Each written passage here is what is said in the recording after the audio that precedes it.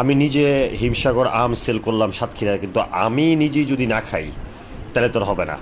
So আমি আমার বাসার জন্য 15-20 কেজির মতো আম রেখে দিয়েছিলাম, যেটা হচ্ছে হালকা পাকা অবস্থায় হচ্ছে আমি কিনে রাখছি, যেটা আমি 1-2 দিন রেখে রেখে খেতে পারবো।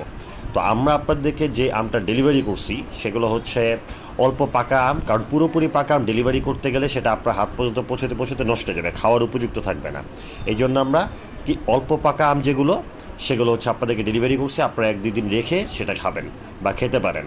সো এই হচ্ছে, খেয়ে তো আর স্বাদ বোঝানো যাবে না, আমি মনে করেন খেলাম, সো আমি তো বলবোই আমার জিনিস ভালো, আপনারা খেয়ে বলতে হবে সেটা কেমন। সো যারা এই পর্যন্ত আম নিয়েছেন আমার কাছ থেকে তারা একটু আমার পেজে কিংবা আমাকে পার্সোনালি একটু ফিডব্যাক জানাতে পারেন যে আমের কোয়ালিটি কেমন ছিল।